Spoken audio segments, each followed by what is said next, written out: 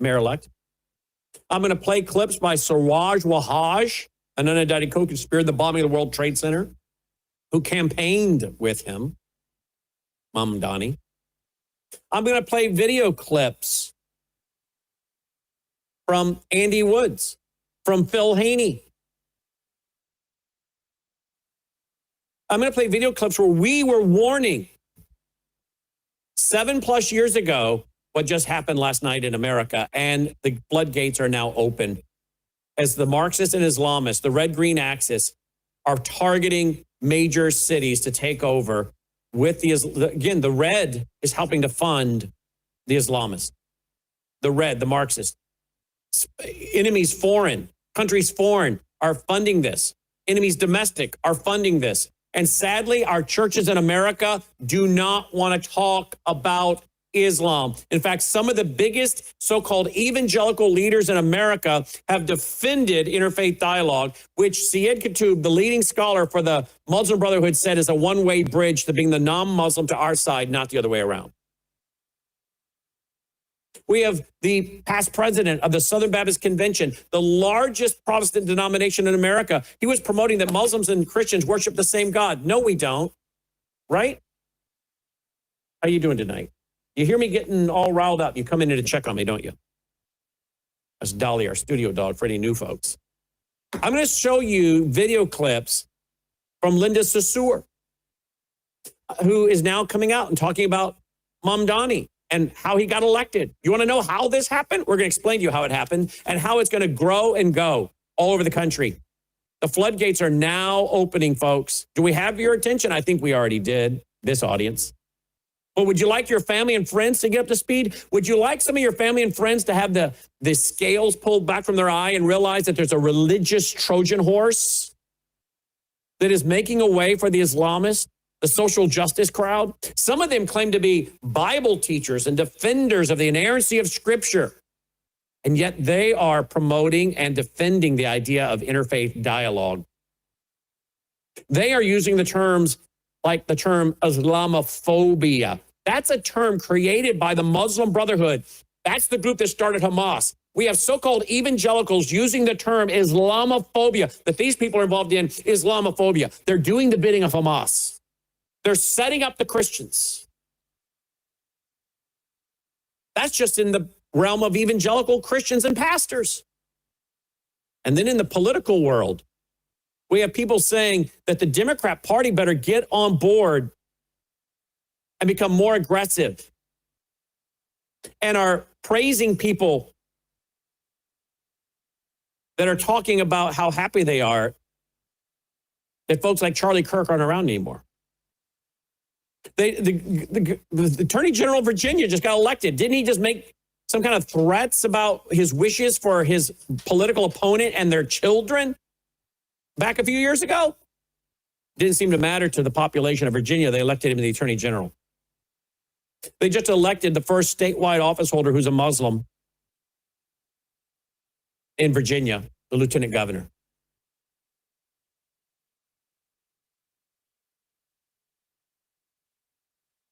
I'm going to give you a lot of history tonight.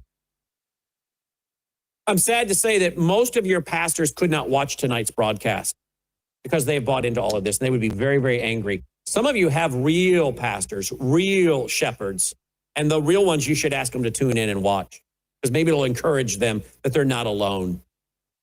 But the average American, the average self-described Christian has no understanding of what just took place with the election of a guy, Mamdani, a Muslim Marxist, Islamic Marxist, a Muslim as lieutenant governor in Virginia, other Muslims at one office, and why it matters and how the red-green axis works. They have no idea why it just happened, how it happened, and how this has been planned. They know nothing about the lower house and the upper house of Islam.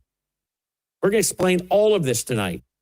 You see, why most talk radio and talk TV tonight is going to keep it very simple.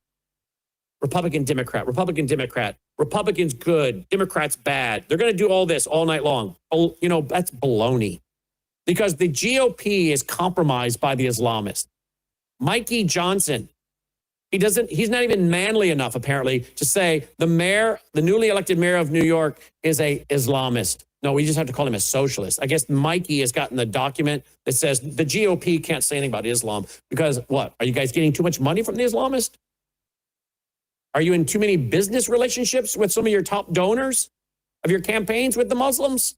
Is our own administration now that we had so much hope for when it came to Islam, as there was a strong stance against Islam and it's thriving in America? They had such a strong stance in the first term. Where has that gone? And we wonder why this is happening. And who's going to do anything about it? And people are celebrating in New York that Sharia, we're going to show you the videos, excited about Sharia. The caliphate started now. Last night, they said. I'm going to play some video clips of Nick Fuentes talking about how we could have paradise if we could just deal with the Jews and the black people. Really? Who is behind all this? How is this guy so popular? How did he get so popular and all over social media? I want to ask the question, is there a dark side of the CIA that's behind this? Just as they destroyed the Tea Party, it seems like they're trying to destroy America First and MAGA crowd now. We're going to get into all this tonight. I hope you bring your people here. Tweet, text, email, Facebook, Getter, True Social. Before we go to the only guest tonight, Shahram Hadian, look at this. I need you to go to worldviewfoundation.com and support us. We're going to have a conversation tonight. We're not going to take commercial breaks because we have too much to teach. Too much Christian worldview to lay out. Will you please support what we're doing? Worldviewfoundation.com, worldviewfoundation.com. You'll also find our mailing address there if you prefer to support us through the mail. We have to have a big November, December to set our budgets up for 2026. Another way you can support us is by going to worldviewtube.com/vault, joining our vault, having access to what is now over 30 years. Well, since 1990, that's 35 years, right? 35 years, going to be 36 next year. My first book came out in 1990. That's in the vault. My new book came out this week. That's in the vault. The one on Hamas.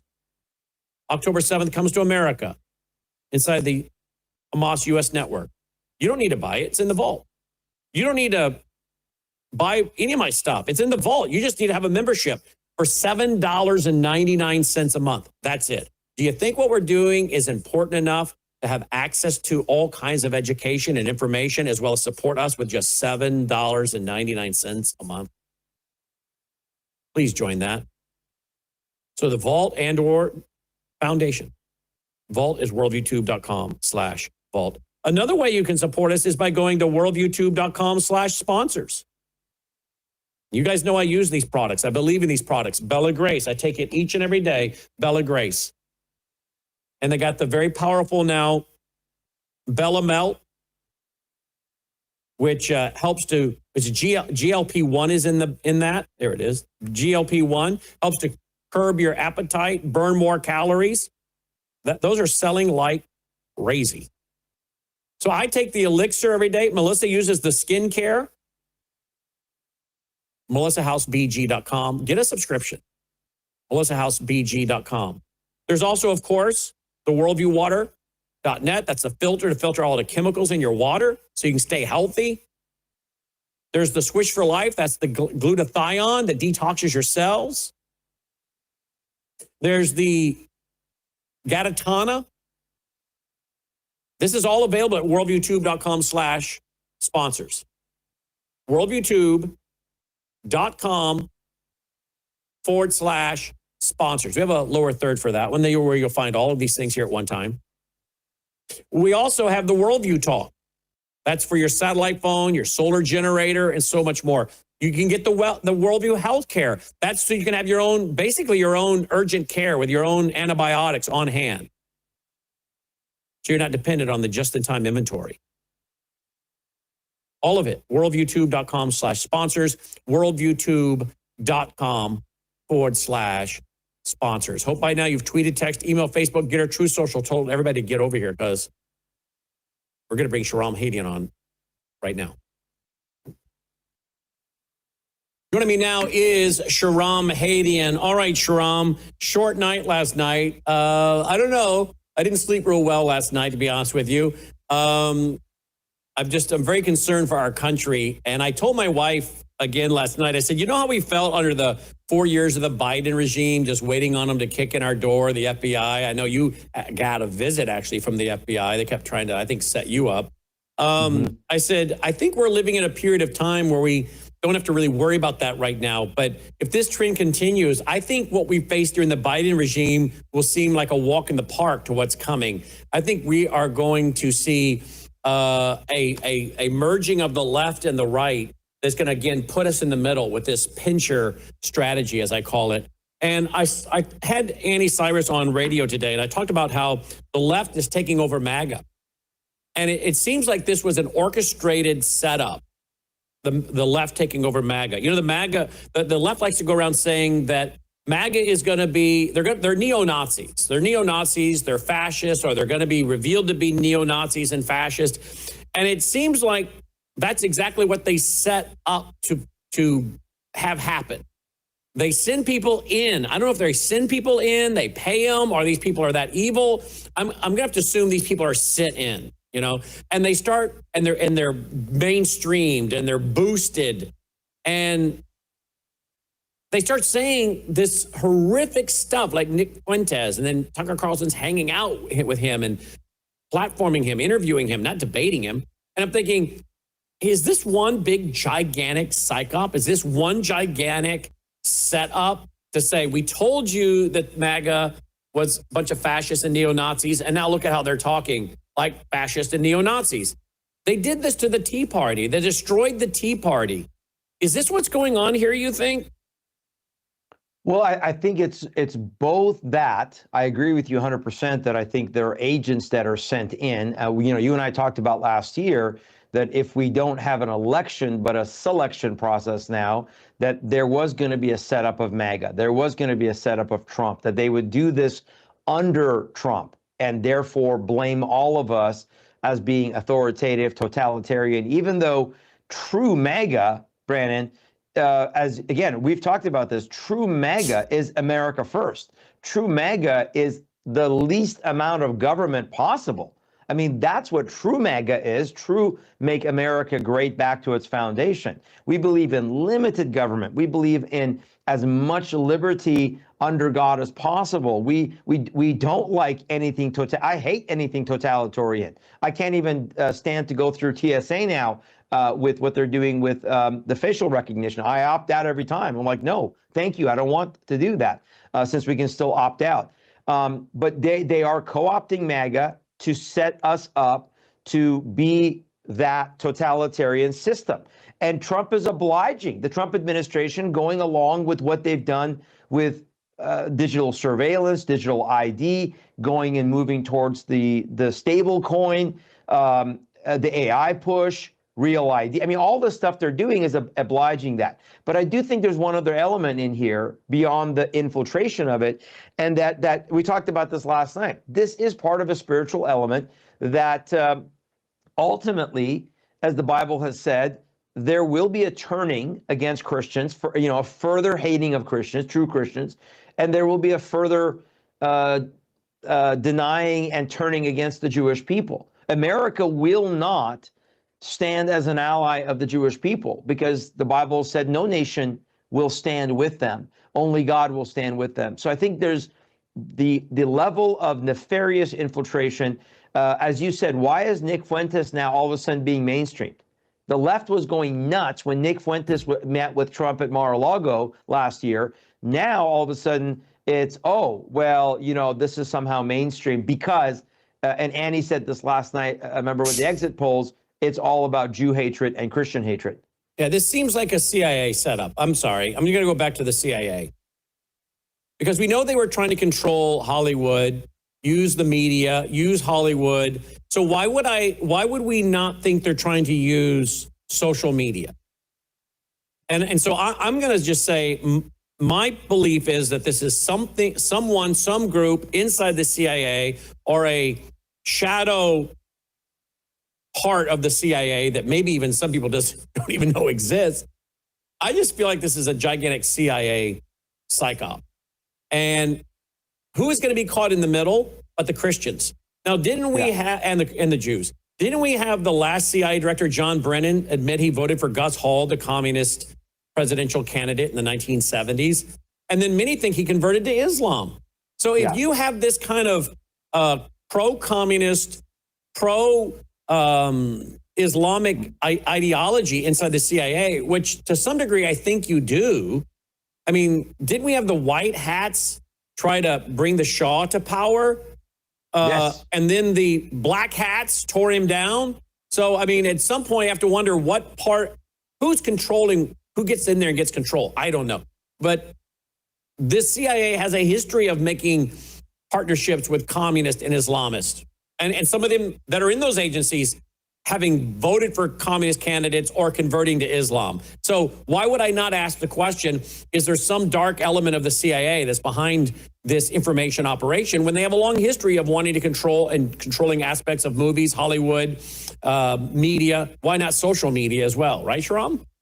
No, I agree with that, absolutely. Like you said, there has been a very well-documented element of that influence within our intelligence, or this deep intelligence, dark intelligence. And I don't know, honestly, I don't know how many white hats are left. I mean, that's really the question, right, is how many white hats are actually left in the CIA. But I think that this also, you can add to that, that it's not just an element within this nation, it is a globalist element, because ultimately they have to destroy sovereignty, national sovereignty. They have to be able to implement this red-green access. And as we talked about last night as well, Brannon, I do think that the globalists have given the tip, the hat, to Islam to be the central figure. That's why they're allowing, I mean, how much documented evidence was there that there was foreign interference in the New York City mayoral race, that Pakistan and foreign nations were involved in trying to influence this election? Well, don't we have Linda Sassour bragging about that? Yeah, exactly.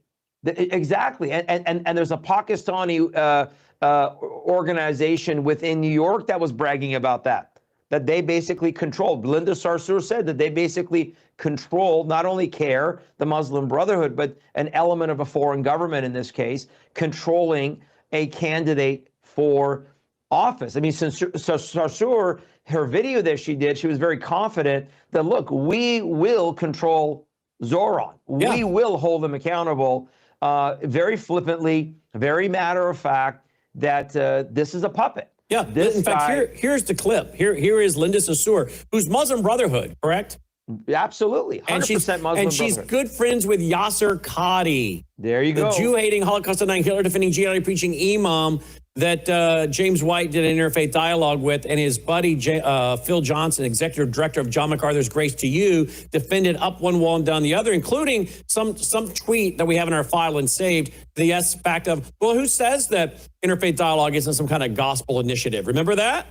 Yes, absolutely, absolutely. I blame a lot of this, by the way, on people like Justin Peters, Phil Johnson, James White, the guys in the mailroom at Grace to You. I mean, I hang a lot of this around John MacArthur.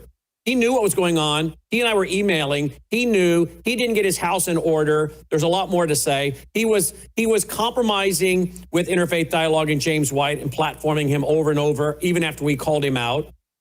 He was platforming neo-Calvinist, hyper-Calvinist, social justice warriors on his platform, including one of the worst of all, John Piper, who really is, I think, an anti-Semite with his twisting of scripture, quoting Romans 11, stops at verse 28, but doesn't want to quote verses 29 and 30 and 31 that say that my promises are irrevocable. I mean, John MacArthur, I think, has done, and I'm going to say this point blank, John MacArthur, I think, is one of the biggest detriments to the modern evangelical church with his false gospel, and he has split hundreds of churches. I think when we all get to glory, we're going to find out John MacArthur was used mightily, not of the Lord.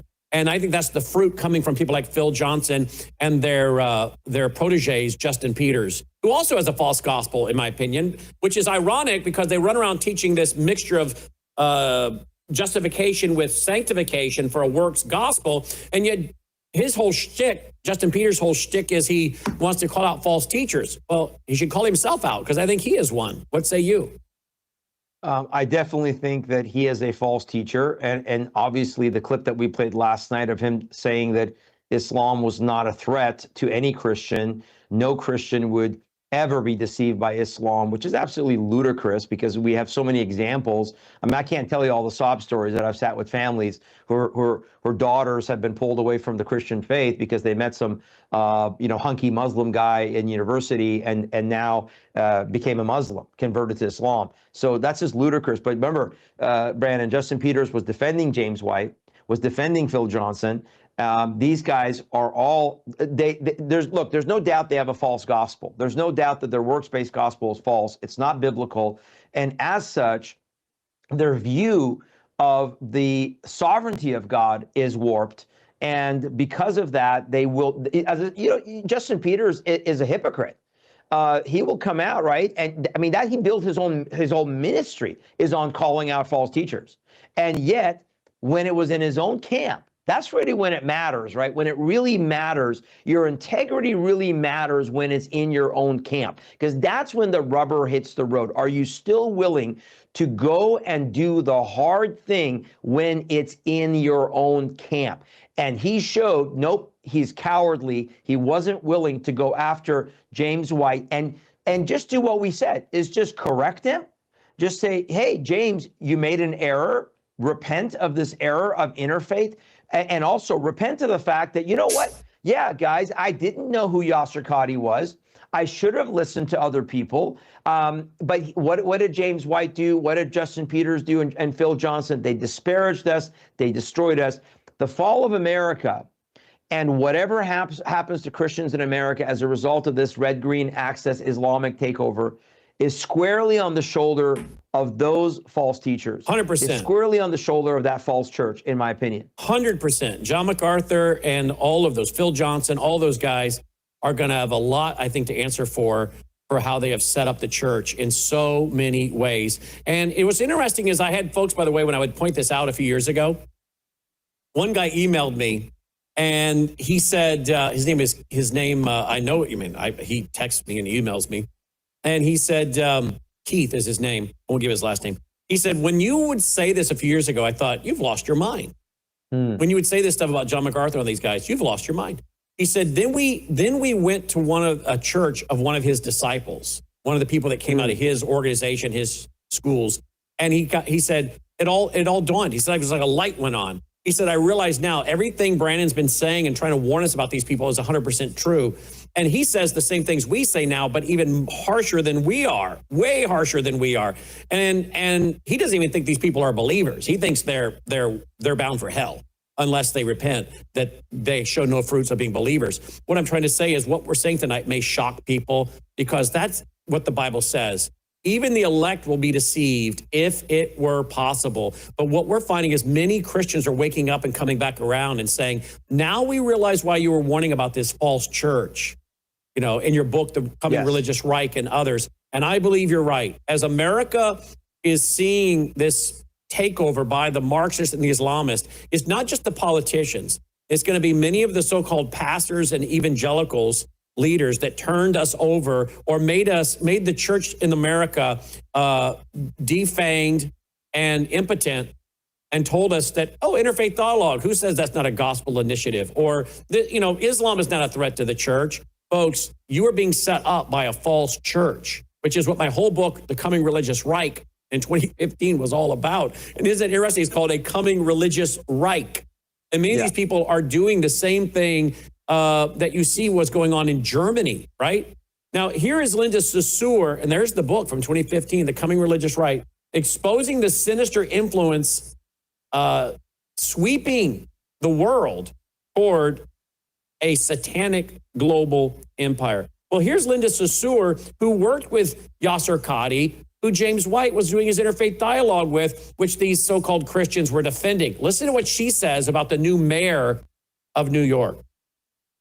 right now I'm a little more quiet because I'm on the quiet side of this race, but I'm going to tell you that once November 4th comes around, I will tell the story. The story is not just, that it's random that Zahran ascended to this place. It is our Muslim American communities. And I'll also say that it's Muslim money. The PACs that have supported Zahran, or a particular PAC that has supported Zahran, is probably over 80% of Muslim American donors in this country, high net donors, grassroots donors. And I want to make the point that the Unity and Justice Fund PAC, which is the CARE Super PAC, was the largest institutional donor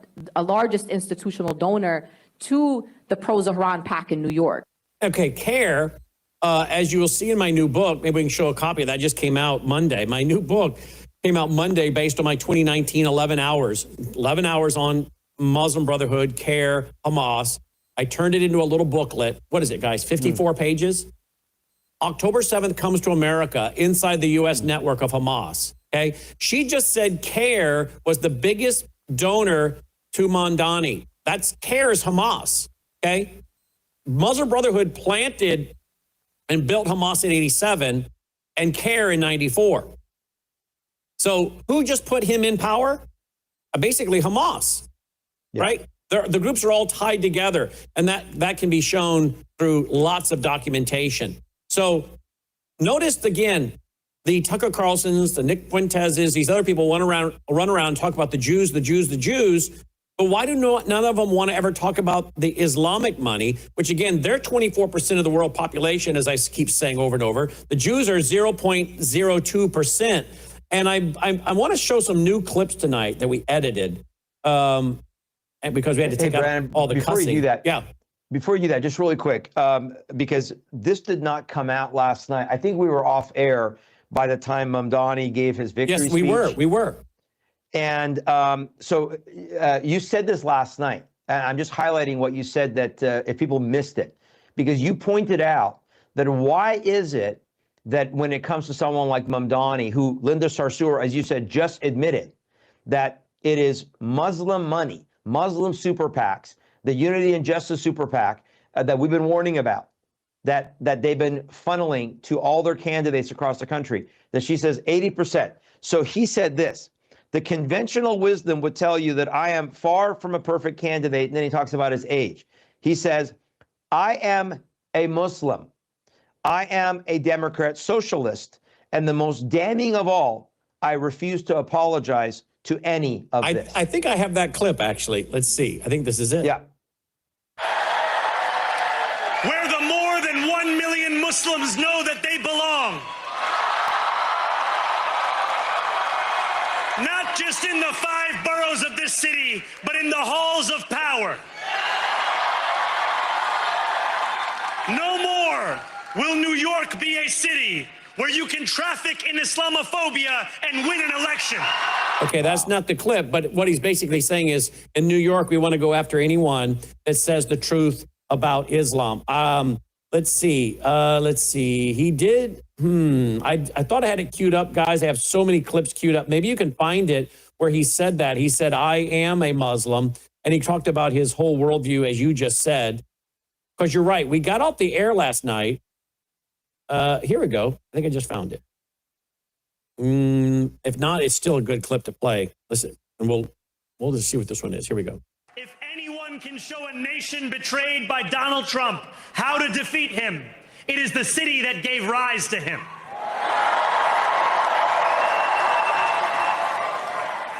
And if there is any way to terrify a despot, it is by dismantling the very conditions that allowed him to accumulate power. This is not only how we stop Trump, it's how we stop the next one. So, Donald Trump, since I know you're watching, I have 4 words for you. Turn the volume up.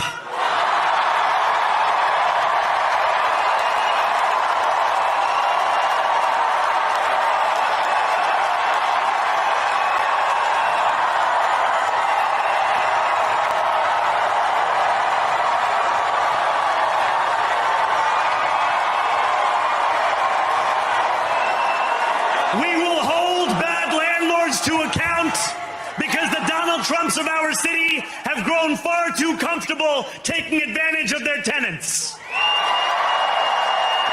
We will put an end to the culture of corruption that has allowed billionaires like Trump to evade taxation and exploit tax breaks. We will stand alongside unions and expand labor protections because we know, just as Donald Trump does, that when working people have ironclad rights, the bosses who seek to extort them become very small indeed. New York will remain a city of immigrants, a city built by immigrants, powered by immigrants, and as of tonight, led by an immigrant.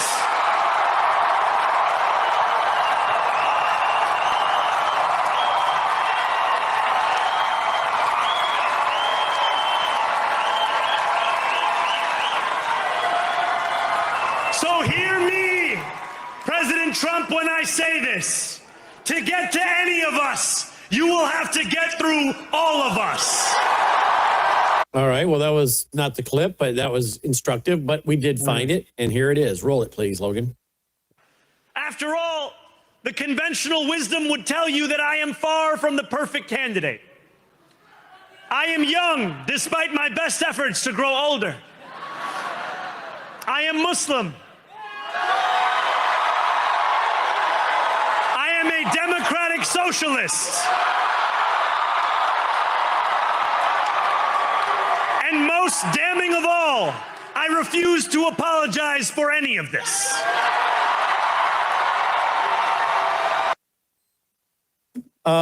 Yeah, that's what you're talking about. And you know, today, and I brought this up on radio, today, that little wimp, Mike Johnson, I mean, is it just me or does he just give you the Pee Wee Herman vibe, right? Yeah. Just a wimpy little guy. He couldn't even find the guts to say the word Islam. I watched his speech. I never heard it. Muslim, Islam. Here's what he said. Republican side, and it will be even more favorable once all the redistricting stuff is settled out. We have Democrats who are flailing. They have no leader. Their national leader now, as we've noted, is Mondami. He's a communist. Good luck with that. Yeah, he's a communist. Side. Well, what about he's an Islamist, first and foremost? Yeah. What, Yes. right? I mean, I don't see the GOP fixing the problem because I see the GOP is now down licking the boots of the Islamists, whether Qatar, UAE, Saudi Arabia. Apparently, the GOP wants to be the, is it the dhimmi? Is that the word? They want to be the dhimmi? Yes, the dhimmi. Exactly. They want to be the really dhimmi. good. Explain what that means. Well, they're okay being second class. They're okay being subjugated as long as they get a piece of the pie, right? So as long as the money is flowing from these Islamic nations into America, Brannon, they're okay being subjugated, and that's what they're allowing themselves to do. To be dhimmi or dhimmitude is to accept subjugation, is to give up the fight and accept this is the status quo, and these guys now are leading. And by extension, you then are second class, you're lesser than, you're saying you're beholden to them, you're saying that you're reliant on them, being the Islamic movement, and with CARE and the Muslim Brotherhood and Linda Sarsour, what they're trying to communicate is that they now have the blueprint, right? They now have the blueprint for every major city in America. Because, Brannon, name me a city, a city that is larger than 150,000 people or more, that is not Democrat controlled, that is not Democrat, and it's not just Democrat, it's now the Democrat socialists. Last night in Minneapolis, 4 Democrat socialists were elected to the Minneapolis City Council. 4 Democrat socialists. Now, I don't know if you could say Minneapolis dodged the bullet with Jacob Frey retaining the mayorhood over Omar Fateh. He only lost by about 4 percentage points. Fateh did, the Somali Muslim. But this is now the blueprint. They have found their blueprint, and they have found that there's no opposition. The Republicans, as you said, thank you for saying this, by the way. The Republicans will give no opposition to this because they can't. Mamdani comes out, Brannon, and says, before he says he's a Democrat socialist, he says, I'm a Muslim. So what does that tell you about the order of what he said? And yet neither Trump nor the Republicans, nor Mike Johnson, nor any of these people can actually come out and say, well, look, he said he's a Muslim. He said that's his allegiance. He said that Linda Sarsour just said there's no way he would have won without the 80% of the funds coming in from the Muslim community. So maybe we should be paying attention to what's right in front of our faces. No, let's just focus on calling him a communist Marxist and just play this game. This is a shell game. You said it at the beginning. It's a shell game. They're not going to do anything. They're not going to. They're selling out America, city by city, step by step, and if we watched the so-called evangelical leaders sell out the church during 2017 with James White and Yasser Qadhi, who's Muslim Brotherhood, why would we be shocked that if so-called pastors will sell out the church, why would we be shocked that politicians wouldn't sell out America? Exactly. Right? I think in some ways, God allowed 2017 to happen to us, as hard as it was to have our families attacked. You were called a fake, weren't you? Usama was called a fake. They doxed my home address. They doxed where I went to church, even after they knew that a gunman from Saudi Arabia had come into our conference and did 7 months for threatening you and I while we were speaking. They knew all that. That was all out there. They knew that. There's no way they didn't. Right. And yet they still were doing what they were saying, what they're saying, because I think, again, shows the fruit where they were coming from. And it's coming from a demonic side, I believe. And by the way, a lot of evangelicals still blind to all this. But, you know, if they did their homework and went to Brent Detweiler, why not bring up the website of Brent Detweiler? He has a whole long series of articles you should read on Phil Johnson and John MacArthur and that brood of vipers. That's how I describe it. And I think he's a former pastor, a pastor himself, right? So if we would have these so-called pastors selling out the church, you guys should all read it. And BrentDetweiler.com, type in Phil Johnson. I think you'll find a whole long list of all these articles about John MacArthur and Phil Johnson. All of you should read. I mean, it just goes on and on and on and on. You know what I'm talking about, right? Yes, absolutely.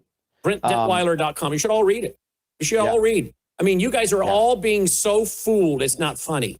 Well, Brandon, you covered post that time, right? If you remember post 2017, we spent probably the next year and a half, and we covered a lot of things that were exposed about what was going on at Grace to You, with the elders, with MacArthur, with his allegations about the civil rights, with his allegations about Edgar. His football career, Edgar Mevers. His brother working with Charles Evers, Medgar Evers being the first civil rights martyr, and being in a room with Charles Evers, which Charles says on audio is never happened. His MacArthur's claims about his NFL football career, which in and of themselves is just ludicrous. I mean, but no, people don't want to believe the truth. I think so-called Christians and even some non-discerning Christians, they love being fooled. I think they really like to be fooled. I really do. I think they enjoy it. They don't have the capacity, honestly, like when you bring this stuff up.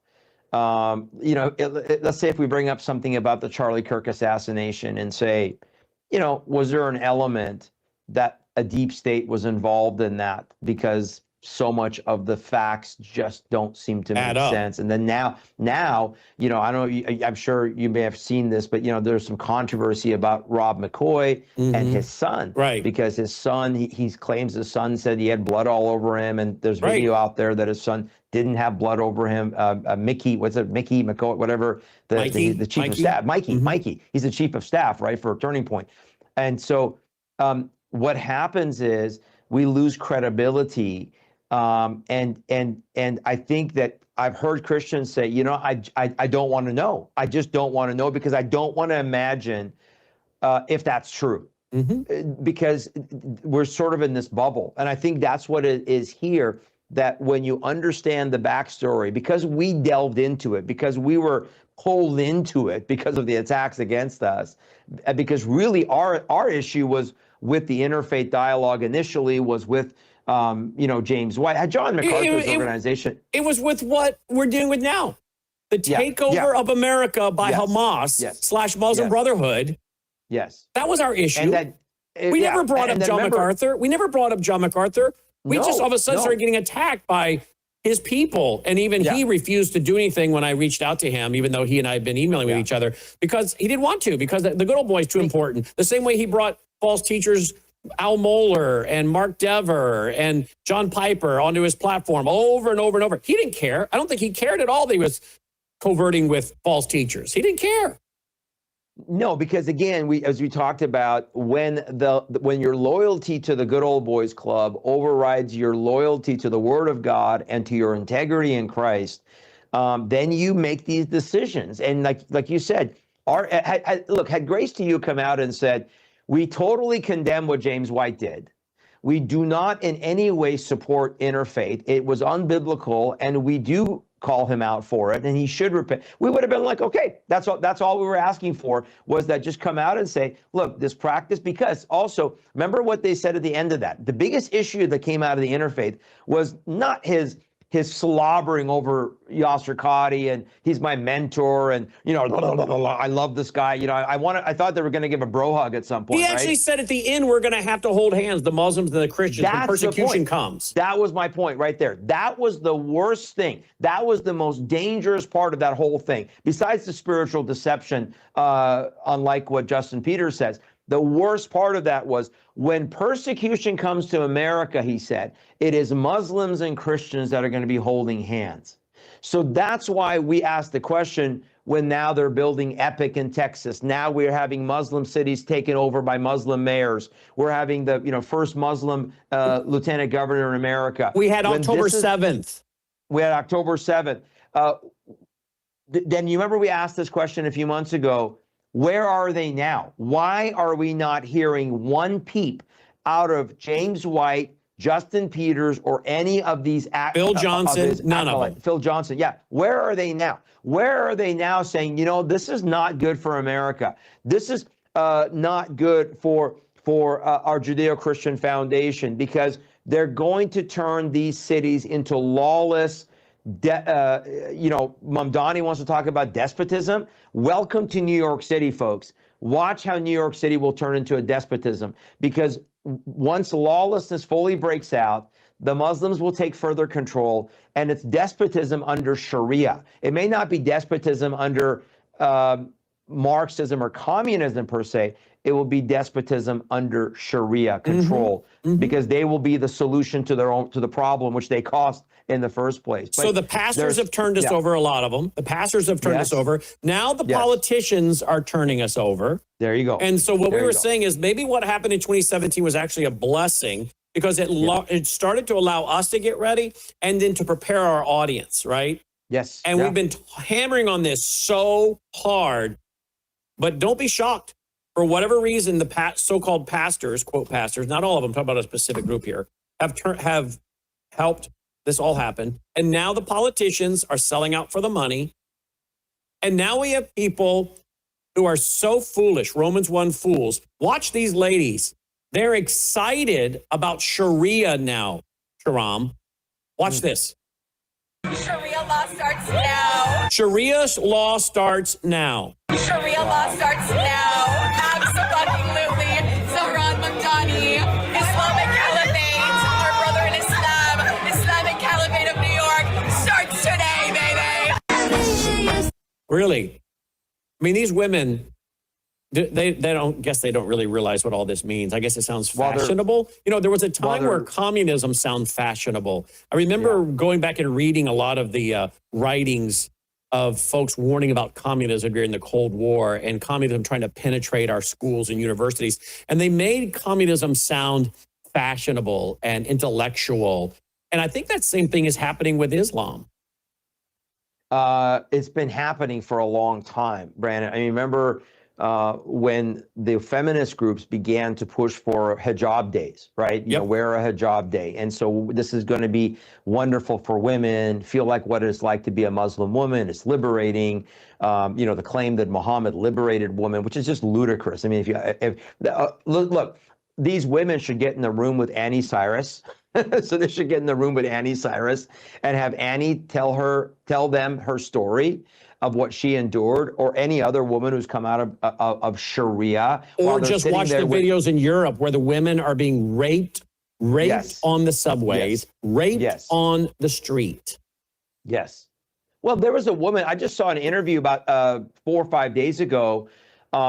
It was on social media. I think it was like on Instagram. I should have saved it, but it was a gal that was talking about that now as she walks through Dearborn, that women are getting spit on. Women are getting called every name if they're not wearing a hijab. So these women are sitting in a restaurant, Brannon. They're not wearing a hijab. They're drinking alcohol with loud music. Oh, by the way, all of that will be forbidden under Sharia.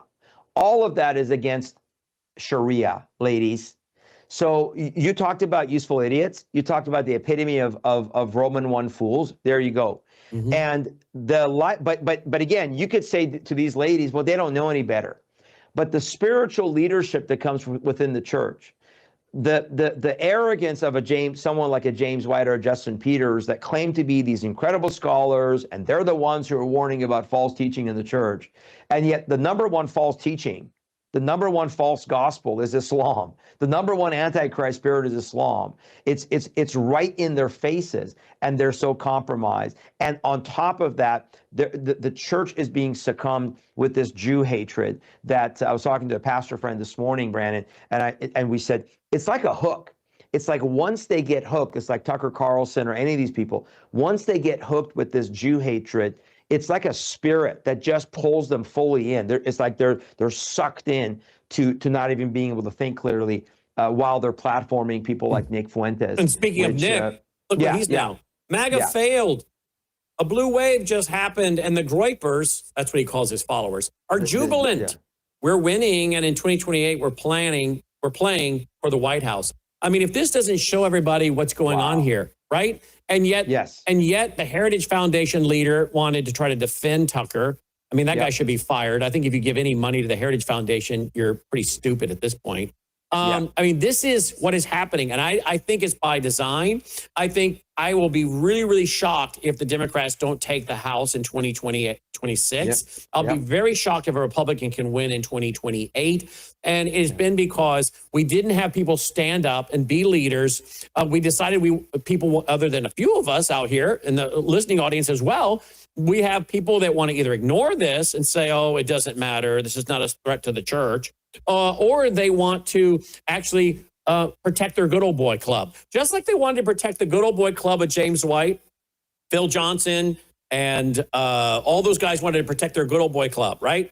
Well, that's going on today. You see Megyn Kelly, the leader of Heritage Foundation, all these guys are trying to protect the good old boy club, right? Yeah. And it always seems to be about access. Well, they can platform me at their conference. They can interview me. It seems like at the end of the day, it all comes down to money, right? The love of money, promotion, bookings, more audience, money comes down to money. And so I don't know what these folks are thinking, but I've had to edit a few of these. Logan, you ready for this one? He says, Jews are running society. Women just need to shut the blank up. Blacks need to be in prison for the most part, and we would live in paradise. It's that simple, end quote.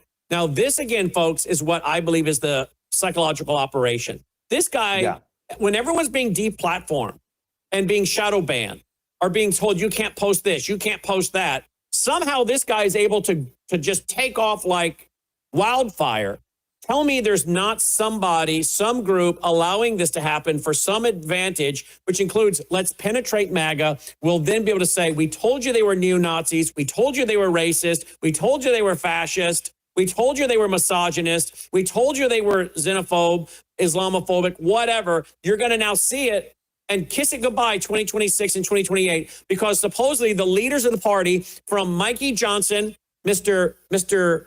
Yellow Belly, in my opinion, the exact opposite of masculinity, Mikey Johnson, and you can't fix what you look like. And I'm not attacking what he looks like or his stature or his lack of being built like Arnold Schwarzenegger. You can still be masculine because you have strong conviction and passion for what is right, and you're uncompromising, and you're willing to call out error and lies, and that makes people masculine. And Yes. you don't see that in a Mikey Johnson, the Speaker of the House. He doesn't even have the guts to say Islam. And so this is who is now allowing the destruction of this party. Oh, well, Mike Johnson says, we can't tolerate that. We don't like that. You know what? Then you can do a lot better than that. Why don't you do what we're doing? Why don't you actually use your power and all your budgets to actually systematically refute and destroy these ideas and philosophies? Because you don't dare say the word Islam, which is where a lot of this is coming from, I think. It's being funded by a red-green axis to destroy the groups that were lining up to shut down the border and stop the infiltration of our country. And the Islamists don't like it. The Marxists don't like it. And surely the globalists, as we've been saying for decades, the globalists are using the Islamists and the Marxists as the junkyard dog to destroy America and bring the chaos and then offer up the solution, which is getting us all chipped like cattle and saying now we can deal with all the chaos and all the crime and all the violence because now we can, everyone will be on their best behavior, as Larry Ellison said. Well, listen to this by Nick Fuentes and realize this is who some of the America First MAGA people are hanging out with. And he himself is all about America First. Yet he's being embraced by MAGA people. Watch this. They're always coming up with, no, it's not the Jews. No, it's not women. No, it's not blacks. It's actually really complicated. No, it isn't at all.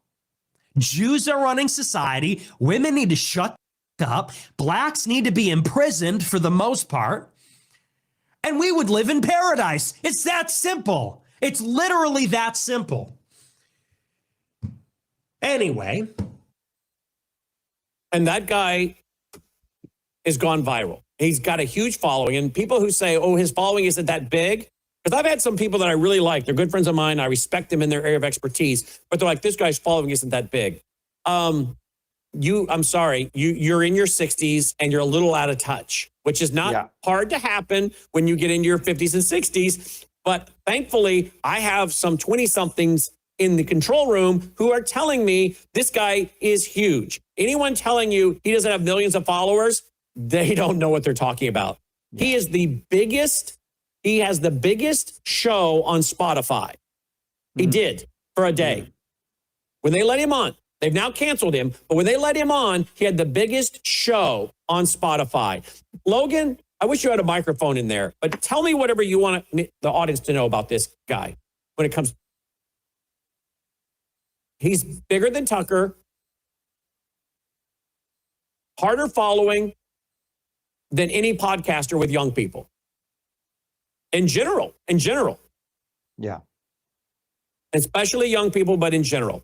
Now, if you don't think we have failed, the modern church hasn't failed on the issue of worldviews and explaining the 6 dominant worldviews includes Islam, we have.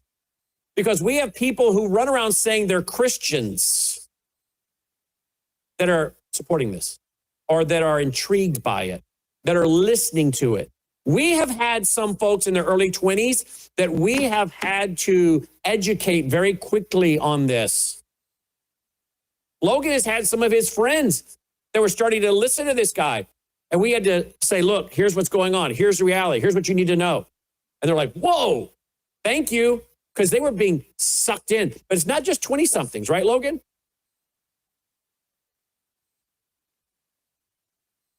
He's only on Rumble. It's the clips that everyone gets drawn into. They're all over TikTok, and it's the clips, and they really get drawn in by the clips, he's saying. And isn't that interesting that Rumble, so you're telling me this conservative site Rumble is where he gets the most traction?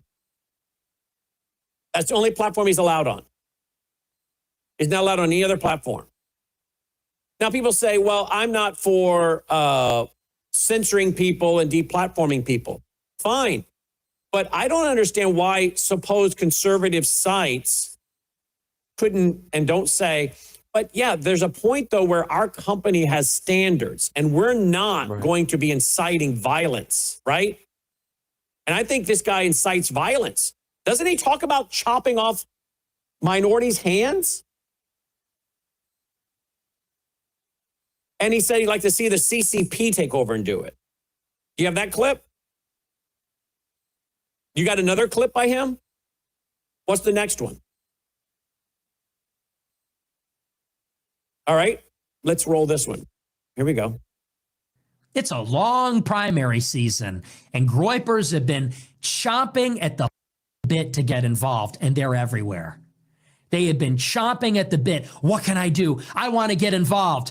In 2028, it's going to be a long primary season because we'll be there at every stop with homemade signs, and people drive out. People will go where they are summoned, and we will get the message out, and we will play hardball.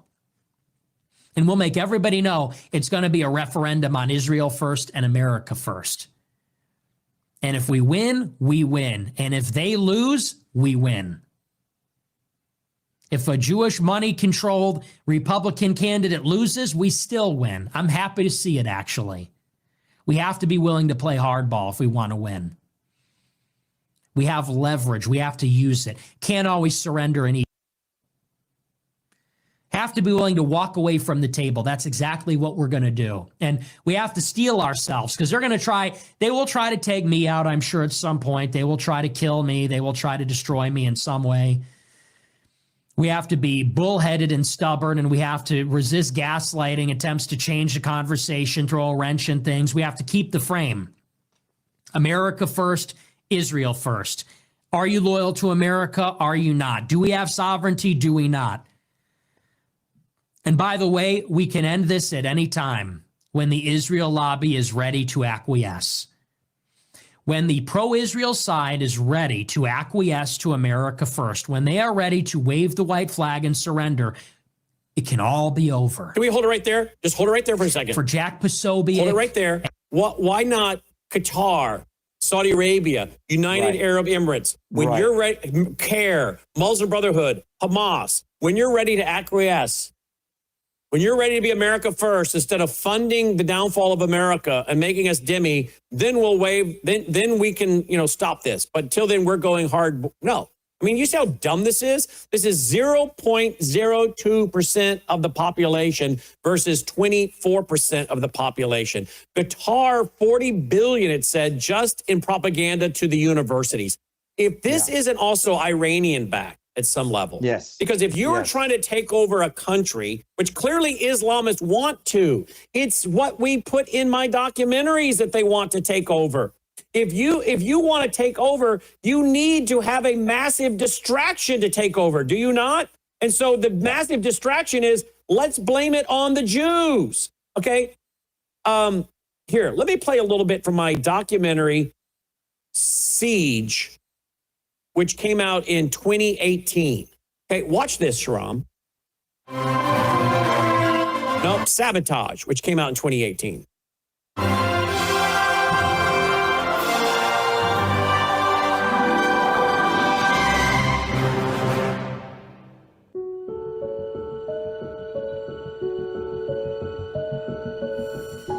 What is the upper house and what is the lower house in Islam, and how close are they to achieving the upper house in America, and what are the signs they're getting close? There's a two-house concept. Now, catch this. Here's the name of the lower house, the name of the house of the unbelievers or the kuffar, the filth, the infidels. It's called Dar al-Harb, the house of war. Isn't that nice? It's a house of war. The upper house is, of course, Dar al-Islam, the house of Islam. And very quickly, I'll give you some conditions that happen in those two houses.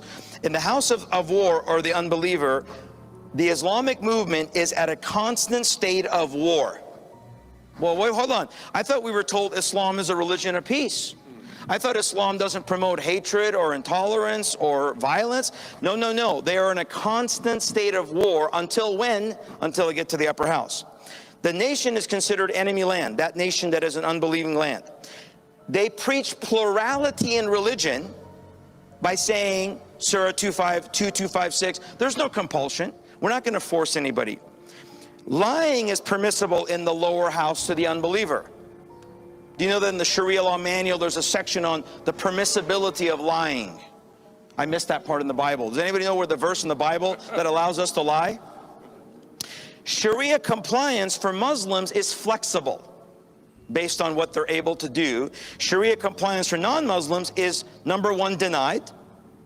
Then slowly, as they get closer to the upper house, it's defended. It's, you hear this, it's just misunderstood. Now, let's get to the upper house. When is the upper house declared? The upper house must be declared by a consensus among Islamic authority. Clerics, imams, Islamic centers, Muslim jurists. They declare, as they have in Europe, that now Europe is Dar al-Islam. By the way, they don't need 50% of the population. They don't need 30% of the population. In fact, according to the Muslim Brotherhood, they could potentially flip a nation with 8% of the population. The House of Islam now, when it's declared Dar al-Islam, belongs to Islam, meaning they're not going to leave. They're going to fight to the death to give it up. There is no longer plurality in religion. There's no compulsion, goes out the window, because now there is compulsion in observance of Surah 9, where is the final verse given to Muhammad in the Quran. Sharia is in full effect for Muslims and non-Muslims. And finally, the conditions of dhimitude, meaning the subjugation of non-Muslims under Islamic law, is instituted when they get the upper house. Other than that, they want to coexist. So this is what is not understood. Now, in America, Brandon's question was, in America, how close are we? I would argue mainly for two reasons. Because of the hyper-political activities that we just showed you, based off the hyper-political activities of the Muslim Brotherhood, and because of the fact that you've gone from Sharia denial to Sharia defense to now Sharia promotion. Sharia is wonderful. Sharia is not bad. That is giving us indication. And I would argue that they had open doors like never before under the first Muslim in the White House, Barack Hussein Obama.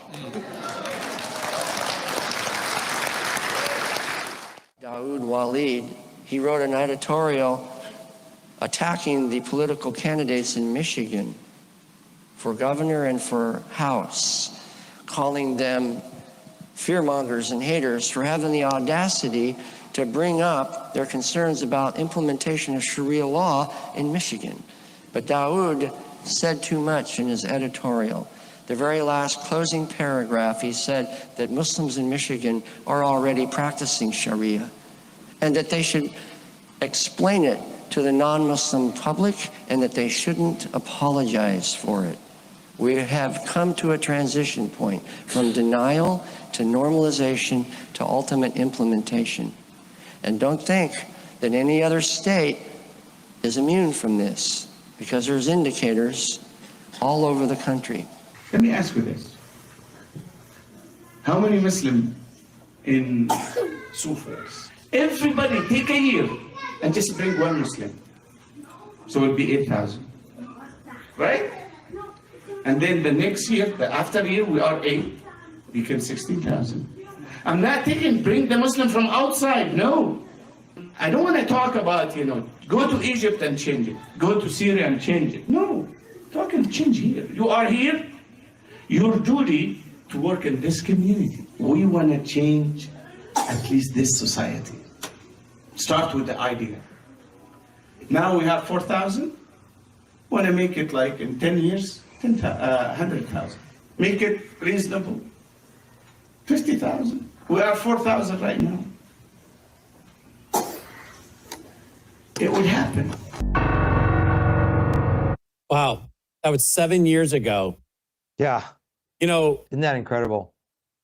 Richard Wurmbrand, who spent 14 years in a Romanian communist prison, said about all the liberal clergy in America that the communists were so excited about. He said, they don't have to win you for communism. They just have to win you for a left-wing Christianity that supports and allows for communism.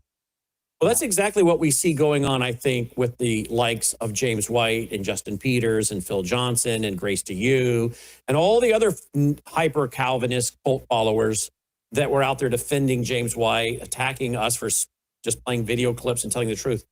These people who I believe are being used mightily by Satan, that's what I believe theologically. They don't have to win us for Islam. They don't even have to agree with Islam. They just have to be used by Satan to get a big chunk of so-called Christians and so-called evangelicals to be okay with Islam under the guidance of they've been brought here for us to reach with the gospel. Right. That interfaith dialogue is the gospel opportunity. Even though we know what interfaith dialogue is, it's a violation of the scripture, which says don't be involved in spiritual enterprises where you sit around and act like you believe in the same Jesus or the same God. Don't do that. 2 Corinthians 6:14-17. They just need to be used to get the so-called Christians in America not to accept Islam, just to be willing to, not to practice it, not to convert, but just to be able to, quote, coexist with it. Would you agree? Absolutely. And I would say coexist and not resist, right? They kind of go together, right? Because if you coexist, you won't resist. Because look, Brannon, whenever Islam has been resisted throughout its 1400-year history, it's been pushed back. Wherever Islam has been resisted, the resistance has been successful in pushing it back if the people have the ability to be armed, and I don't mean just, resistance through force, through armies, through politics, through the pulpits.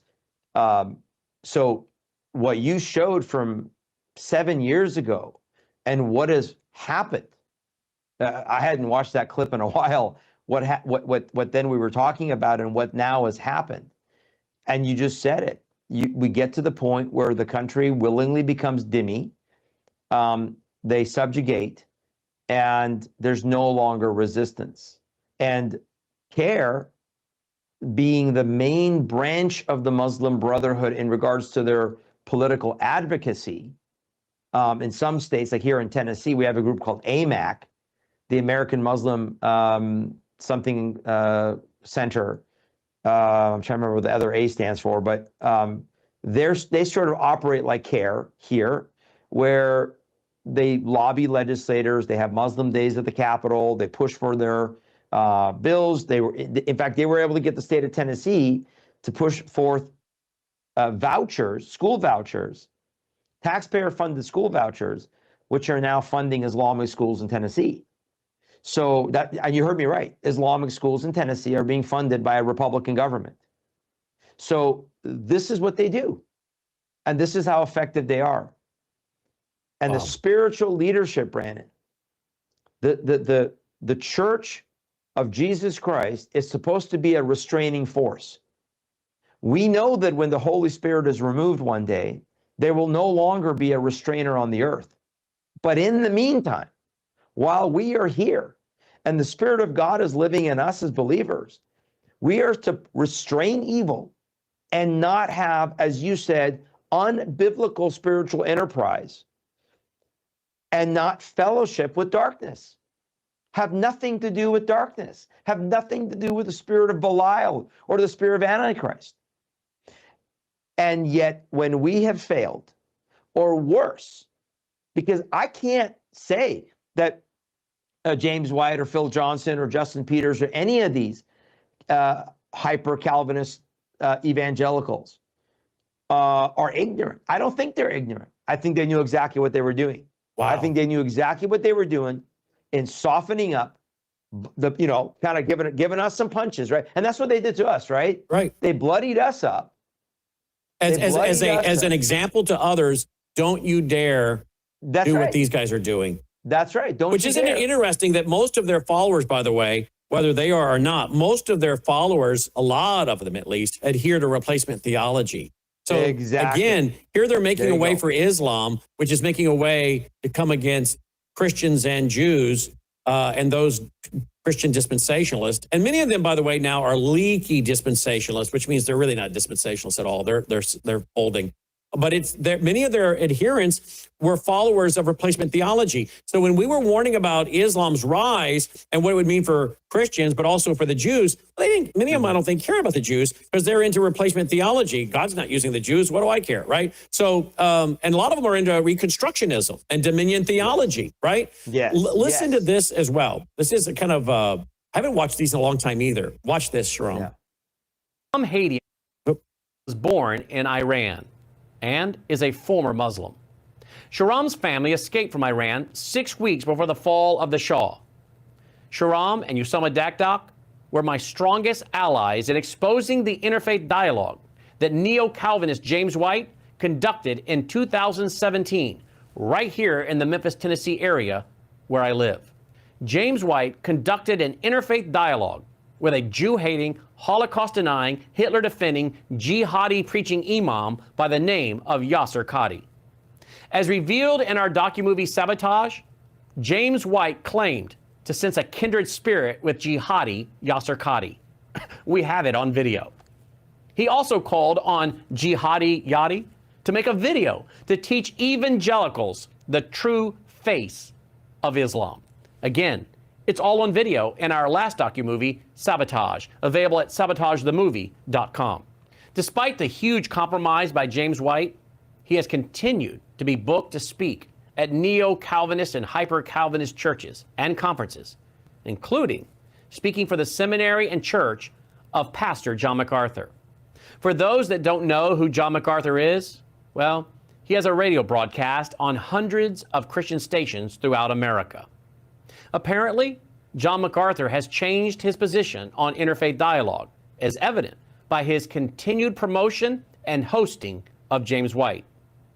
As you will hear soon, MacArthur has not only caved to interfaith dialogue proponents, but has also caved to the social justice proponents.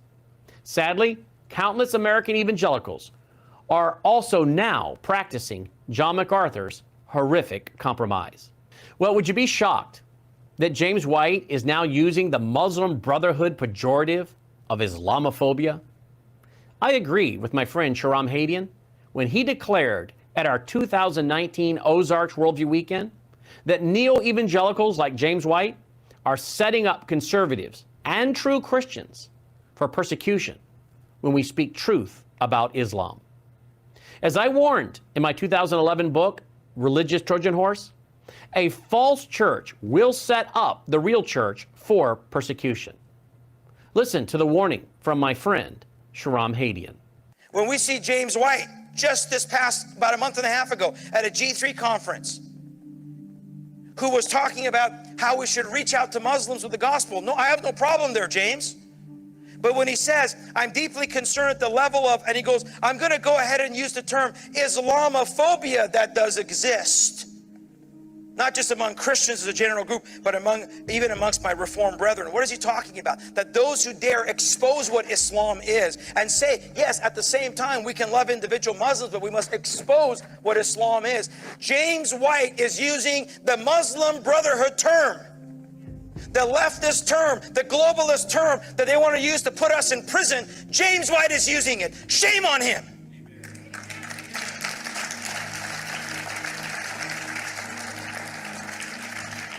He could have simply said, hey, Christian brethren, let's not be afraid of Muslims. Let's go love them for Christ and be done with it. But that's not the intention. The intention is to throw you and I under the bus. Here you have J.D. Greear, right, the head of the Southern Baptist Convention, comes out and says Muslims and Christians worship the same God. From Greer's latest book, The Islam Code, quote, believing wrong things about God. He believes that Muslims simply believing the wrong things about God and worshiping him incorrectly doesn't mean one is worshiping a different God. Because he believes Allah is simply an Arabic term for the God of the Bible, same God. The head of the largest denomination in America is saying this. And of course, you may remember Justin Peters, who in defense of James White and that group came out and said, quote, this is from his video, Islam does not pose a threat to the church. Islam does not pose a threat to the church. Could they pose a threat physically? Sure. Not spiritually. Not spiritually. Islam does not pose a threat to the church.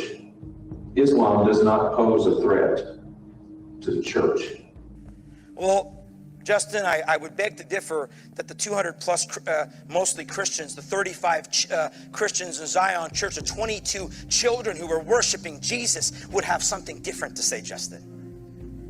Yes, individual Muslims are not, an individual Muslim may or may not be a threat. We should love them for Christ. But Islam is a threat to the church. And the irresponsibility and the dereliction of duty, in my opinion, of so-called shepherds, okay, who are saying these things, are setting us up for the global one world system where true Christians and true Jews and true conservatives are going to be persecuted at the hands of the red-green axis and the false church. We begin to see press coming out, pointing the finger at, let's call us conservatives, MAGA, and Bible-believing Christians, evangelicals specifically, as we'll see in the next few slides, that are now beginning to express Islamophobia, some unwarranted, unfounded fear of Islam that is characterized as being a major trait of the Christian right. And if you look ahead, you can see how this whole narrative is being set up. We're going to have this grand coalition, but the only people that oppose it are these Islamophobic right-wing Christians. And you'll see as we go along that it's very specifically pointed out that Christians and evangelicals especially are the most direct enemy of this initiative of the Alliance of Virtue. If things are left unaddressed and no one has the courage to stand up, you can be certain based on history, this has happened over and over again throughout history, that the Christian community and the Jewish community will be hammered. They will be killed and persecuted. It's happened so many times throughout history. We're not immune to it in 2019. So let us all stand up for what we know is right and true and find the courage and the grace from the Lord above to represent him in this world we live in. Tom Littleton and I have... All right. I mean, is that... I mean, Yeah, it's crazy, these clips. I mean, we have warned the church far in advance. And folks, all of this siege, sabotage, you don't have to buy it. If you're a member of the vault, you have access to the 6 hours of siege, the 8.5 hours of sabotage. It's all there. It's all there. Let me just play one more short little clip. Look at this.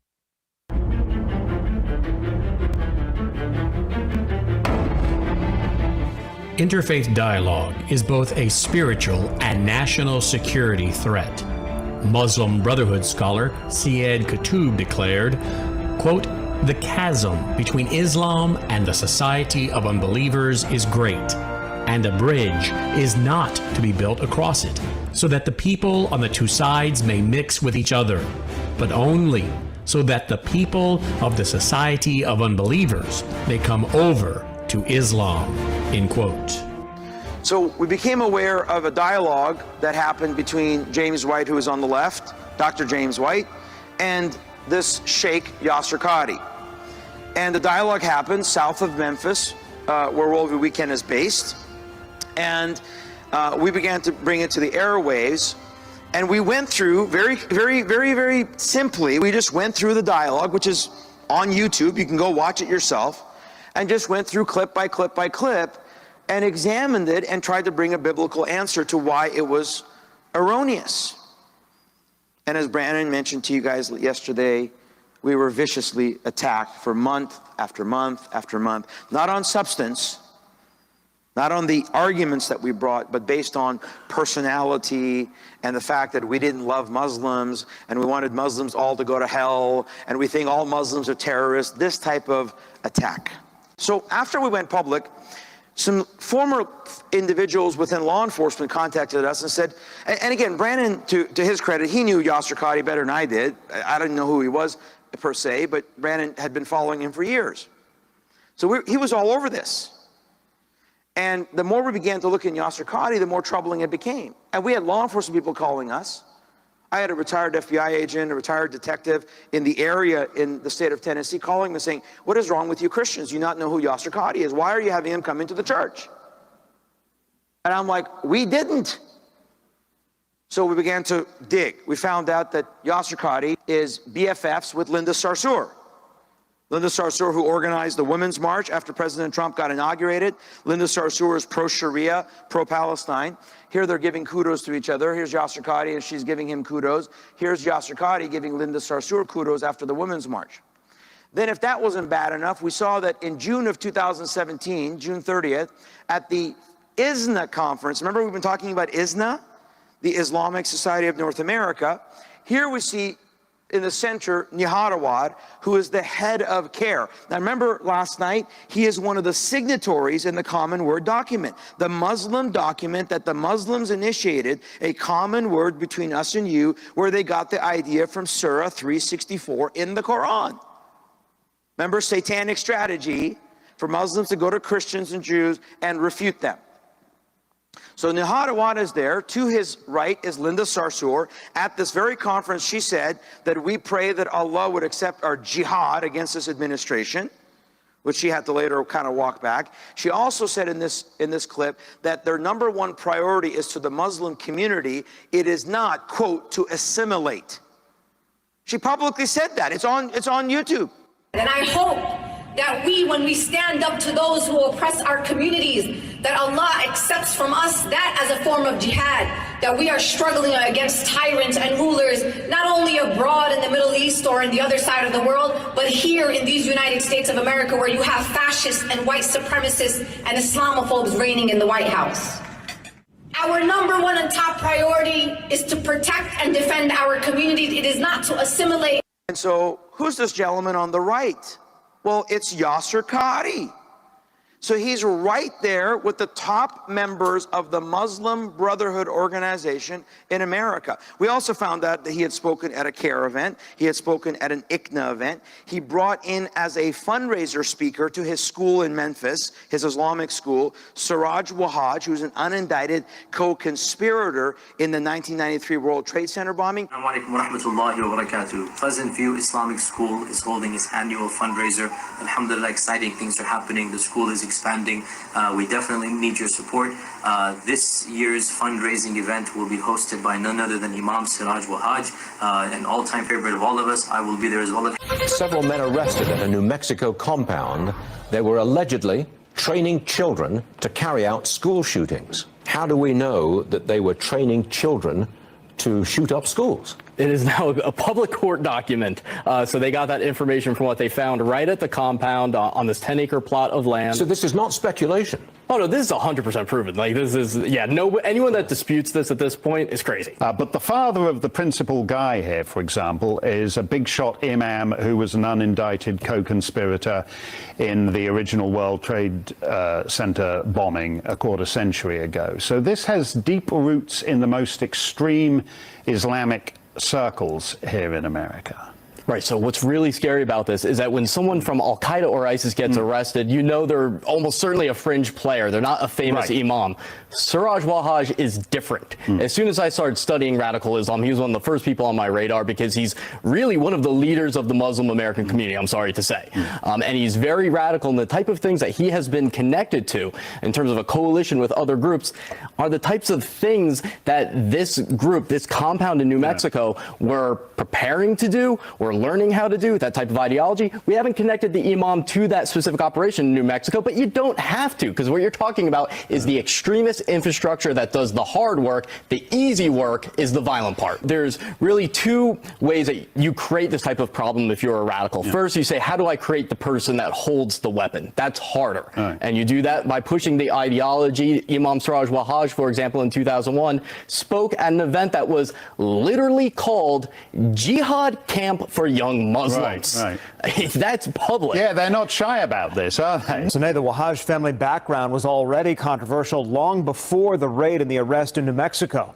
39-year-old Siraj Ibn Wahhaj is the son of a Brooklyn imam also named Siraj Wahhaj.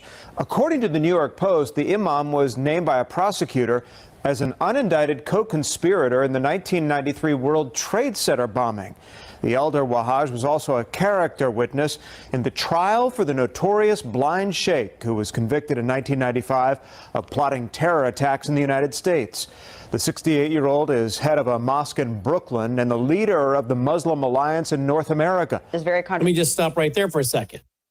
And who did Mondani bring in and campaign with and have with him running for mayor of New York City? Siraj Wahhaj. True or false, Shahram? Absolutely true. Absolutely 100% and so when true. we warned about Yasser Qadi, who brought Siraj Wahhaj to his mosque down the road from us, now he's in Plano, and we said James White should not be giving credence and credibility and telling people, hey, we want Yasser Qadi to make a video for evangelicals to show them the true face of Islam. We should not be giving this man credibility. When we warned about that, we were attacked by John MacArthur's own executive director, Phil Johnson, and others. And now we see the man we were warning about, Yasser Qadi, working with Siraj Wahhaj, is now helping to boost the man who is the mayor of New York City. But nothing to worry about, people. Nothing to worry about. Nothing to warn the church about, because you sleep well tonight. Islam is not a threat to Christians. That's what Justin Peters will tell you. You now understand, folks, why we've been screaming and hollering for all the years we have. And our biggest opposition has come, I believe, is demonically inspired from false teachers inside the hyper-Calvinist movement. Many of them, not all of them, but many of them, are into replacement theology. True or false statement, Shahram? 100% true. 100% true, Brannon, that's where we're at. Again, I said it earlier, I believe it, that this lies at the feet of the false church, these false leaders, the leaders that were either deceived or are deceivers, who held hands with this false spirit, the spirit that seeks to destroy, to bring lawlessness and corruption and destruction, that is anti-Semitic, that is against Jews, that is against Christians, that is there to subjugate the world. It is as satanic as anything that's ever been on the planet. And you think the one group that ought to have their eyes open, Brannon, Christians, spirit-filled Christians, are right now, in my opinion, the weakest, most impotent, most lukewarm, most corrupt group in this nation. Yep. They have failed. They have failed. And watching these videos, it's good to watch them. I forget how good sabotage. I know, right? Right? Here, watch this final clip and get ready to wrap. Watch this. Here we go. Continue on this. Here we go. The father to be her mentor. Watch. And so my favorite person in this room, because that's mutual, is Imam Siraj Wahhaj, who has been a mentor, a motivator, an encourager of mine, someone who has taught me to speak truth to power and not worry about the consequences. What we're not trying to do is to assimilate into the American way. We're not trying to be like other Americans. That's not our agenda. But our agenda is to give the Americans guidance. Our number one and top priority is to protect and defend our communities. It is not to assimilate. DiscoverTheNetworks.org reports that in a September 1991 speech in Toronto titled The Afghanistan Jihad, Wahhaj told his fellow Muslims, quote, "Those who struggle for Allah, it doesn't matter what kind of weapons you use. I'm telling you, it doesn't matter. You don't need nuclear weapons or even guns. If you have faith in Allah and a knife. If Allah wants you to win, you will win. Because Allah is the only one who fights. And when his hand is over your hand, whoever is at war against my friends, I declare war on them. The Americans are not your friends. The Canadians are not your friends. The Europeans are not your friends. Your friend is Allah, the messenger, and those who believe. These people will never be satisfied with you until you follow their religion," end quote.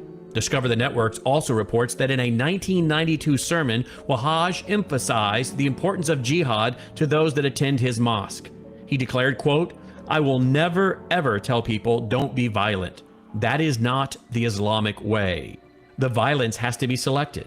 Islam is the only answer because it is only Islam that we do it for Allah. We are commanded to do jihad. When Allah commands us to fight, we are not stopping. No one will stop us." End quote. Remember in the panel yesterday, I said he's also a member of the new Muslim Brotherhood political party, a founding member, a board member.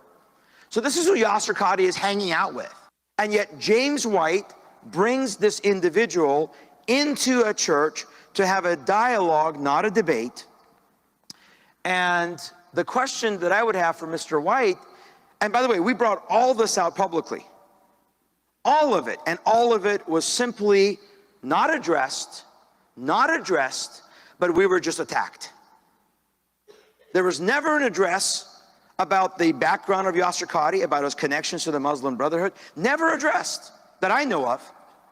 It was simply character assassination after character assassination.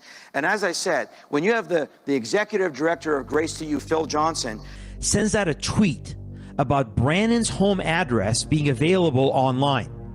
That leads to someone tweeting Brannon's address publicly in response to Phil's tweet. If that's not bad enough, then a Grace to You employee tweets where Brannon's family attends church, requiring his family to find a new church for security reasons. And why was all this done? Simply because Worldview Weekend Network exposed Phil's buddy James White and his interfaith dialogue with a jihadi Yasser Qadhi. I find that disgusting. I find that he is unfit for service in the body of Christ as far as I'm concerned.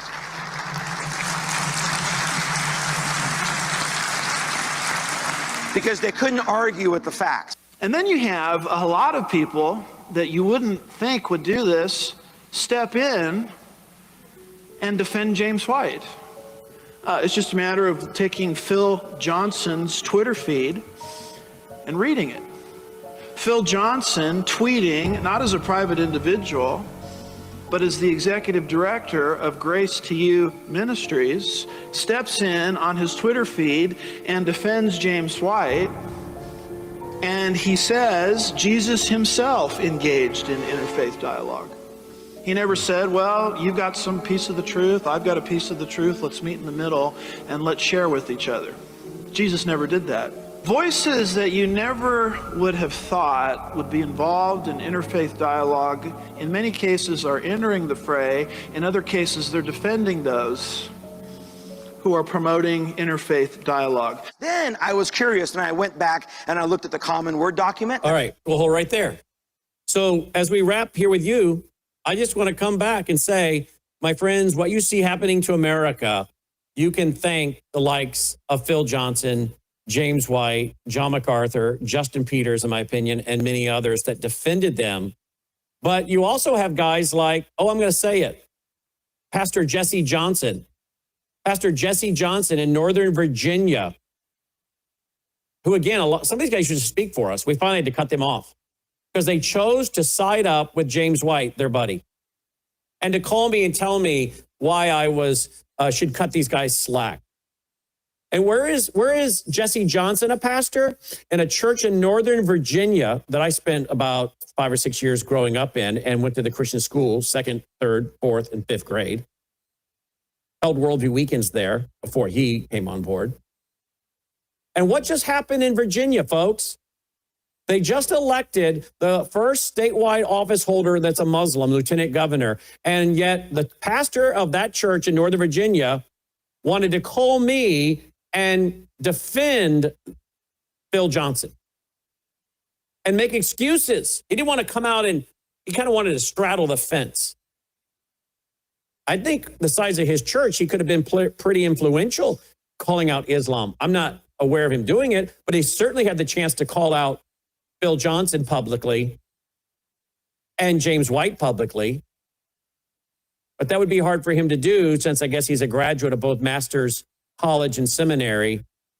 And I think was even on the board of some of those organizations. So I guess you can't go against the club. You think this has been a virus that's impacted people? Yeah. Compromised people? I think so. Theologically, it has compromised them, I think.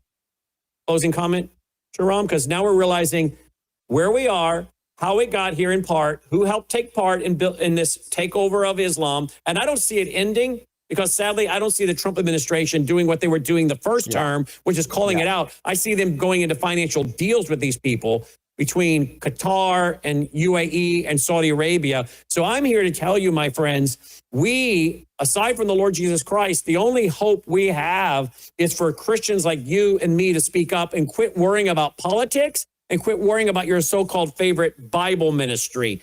And a lot of you, you just need to get up to speed because you're being deceived. So deceived, right? Absolutely, Brannon. Absolutely. Agree with you 100%. They are being deceived. Their loyalty must be to the Lord and to his word and not to any Bible ministry, Bible teacher. And thank you for saying what you said about the Trump administration. I was going to say earlier when you were talking about Mike Johnson, that not only is Mike Johnson not showing a spine, in my opinion, President Trump is not the same man that he was in this first term. He was a fighter. He was unconventional. He was outside the fray, and that was what made him. And he was calling out Islam point blank, 100% on target, Exactly. and we were amening him over and over. Exactly, which is what gave us a sense of hope that in that first term some things were going to happen. When our friend Phil Haney, who you played the video clips of tonight, was rumored to be about to be invited back into the administration before he was, quote, mysteriously committed suicide, which we know was nonsense. He was murdered for what he knew, whatever it was that he knew that was inside this government, this deep state. So we need to pray for the backbone of whoever these leaders are. But I agree with you, and I said it last night after we got on the air. I said it on my Facebook page. I said, it's a sad day because all that we've been warning, when you see it come to fruition, you don't rejoice. It's not like, oh, wow, look, we were right. No, you are grieved because it's like, it's, oh no, we were right. Oh no, everything that we've warned indeed is happening. And I don't see a path forward right now, Brannon, short of the Lord intervening, short of God intervening himself. I don't see a path forward from the Trump administration. You said it. And thank you for saying it, because most people are not going to say it. They're not going to say that this administration is now beholden to Muslim money, to Arab money, to Middle Eastern money. And because of that, that's why they will not say Islam. Zohran Mamdani said, I'm a Muslim. Not one person from the Trump administration that I heard. Not Carol Levitt, not Steve Miller, not Trump himself, certainly not his Middle East envoy. Nobody from the Trump administration that I heard actually would say Zohran Mamdani is a Muslim first. His allegiance is before us to the Democrat Socialists, that their own acknowledgement, Brannon, is we are dismantling the Democrat Party. There is no longer a Democrat Party. This is now the new, quote, Democrat Party. It's the Democrat Socialists of America. We are now full-blown Marxists. He said that second. He is a Muslim first, and nobody in the administration has the guts to say it. But here's my challenge for pastors. If people want to get this video clip tonight, I would highly encourage you to get this segment tonight and share it. If pastors had guts, here's what they would do for the next month. This is my pastor challenge for the next 4 weeks. Spend the next 4 weeks, go before your congregation and say, I was wrong on the threat that Islam poses to our nation and to Christianity. Look at what's going on overseas with all the massacre of Christians, and now look at what's happened in our backyard in America. I was wrong, and from this day forward, we're going to begin to teach our congregation what Islam is, what spirit is behind it. And, oh, by the way, we're going to actually teach them to evangelize biblically, scripturally, not interfaith. We renounce all this common ground, all this interfaith, all this ecumenicalism, all this belief that we can live in community together, because before there was a James White, there was a Rick Warren. Before there was these people, this was already being infiltrated in the American church. They got to come out over the next month. And folks, I encourage you, demand that of your pastor over the next month. Because if they say nothing about what just happened in America and what we were warning about for the last 7, 8, 10, whatever number of years and more, then they have shown they're not a true shepherd, in my opinion. A shepherd of The word of God, perhaps, but not a shepherd in the sense of protecting the sheep from the wolves that are about to come, that are in our nation and are going to devour God's people. And God none is of sovereign. none of this is personal. It's all principle, and it's all doctrinal and theological and Christian worldview. That's all we present. We've just been presenting facts. We're not attacking anyone. We're disagreeing with them, but that's not an attack. We're refuting them, but that's not an attack. We're not going personal. We're staying on the facts and the principle. Now, those who hear it may take it personal, but that's, I think, only because their conscience is being convicted, if that's possible. I don't know. I'm not sure some of them are at a point where their conscience could be convicted, to be honest with you, having dealt with them. But this isn't personal. We're not making personal attacks or trying to degrade someone on a personal level. We're trying to stick to the theological worldview, doctrinal issues. And if any of those people disagree with us, they're welcome to come on the air and refute us. I don't think Justin Peters will, but he's welcome to come on the air live, as well as Phil Johnson, as well as James White, any of them. And we've offered this to them again and again, but for some reason they don't want to do it. But they're welcome to come on and have a debate with Shahram and I. But I don't think they're going to call. But this is Bible, okay? This is Bible. And if you want to know how we got where we are, we've been trying to tell you, and we're now there, and it's only going to ramp up quicker and quicker. People are going to be shocked at how fast this goes. They're going to be shocked at how fast this goes now that it's being so mainstreamed. Are you shocked, by the way, when you watch these video clips? I mean, I'm shocked, not because I didn't believe it then, but how on target we were, and now how fast it's happened in just 7 to 8 years. Brannon, by the grace of God, right? I mean, when you feel convicted that God is giving you a very clear message, as he did with you. I mean, remember, sabotage came out of the fact that when we were physically threatened in Sioux Falls, we were physically threatened in Sioux Falls by Ehab Jabber, the Muslim from Saudi Arabia. That led us to realize, wow, this is getting real. This is not any longer just a war of words. It's like with Charlie Kirk's assassination, right? There's a bunch of people that kind of woke up and were like, wow, okay, this is no longer a war of ideas or a war of words. They want to kill us. So when you decided to do sabotage, when you decided to do these documentaries, and when you decided that we got to tell the story no matter how much we're hated, no matter how much people don't believe us, what you did and what you did tonight is you laid a foundation stone. You laid a foundation stone because the true prophets in the Old Testament, Brannon, what they did was they warned and their hands were clean. I think it's fair to say tonight for you and I and those who are involved, our hands are clean. We have done our part to warn the church, to warn the nation. You laid a foundation stone. You did what you were called to do, and we did what we said what we were called to say. And it was not popular then, and it's not popular now. But we knew we had to say it. And oh wow, when I watch these clips, I'm blown away. I'm like, we actually said all that. Like, that's incredible. So thank you for documenting it. Thank you for people need to get copies of it. And thank you tonight for letting me come on and relive that. And it's a moment of encouragement, honestly, because it's like, Lord, we heard you. We heard your voice, and we're doing our part. And we're not stopping. No, we're not stopping. We're not stopping. And you know, Shahram, we just put out a letter that's still going out to a lot of our donors. We're telling them we're having to raise more money for security. Yeah.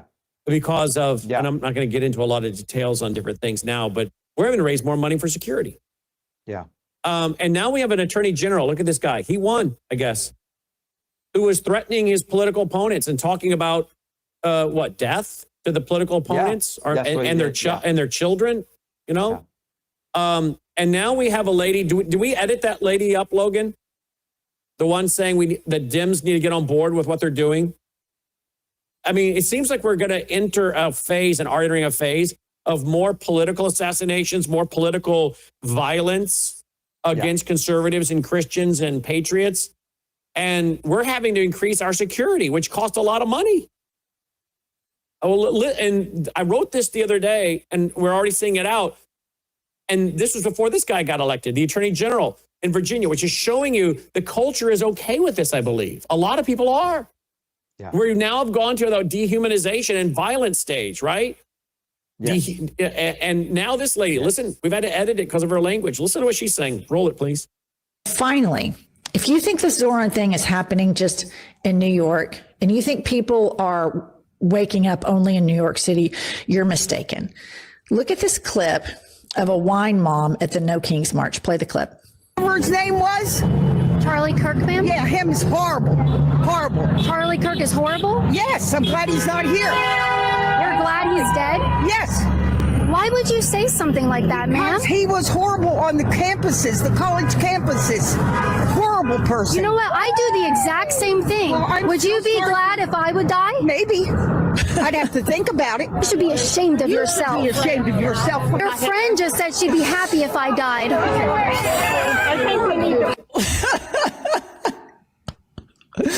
So listen up, Democratic establishment.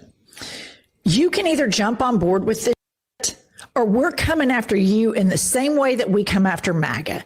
Period. Stop taking AIPAC money. Go on an I'm sorry I took AIPAC money atonement tour if you want to stay in power. Stop missing out on these big rallies.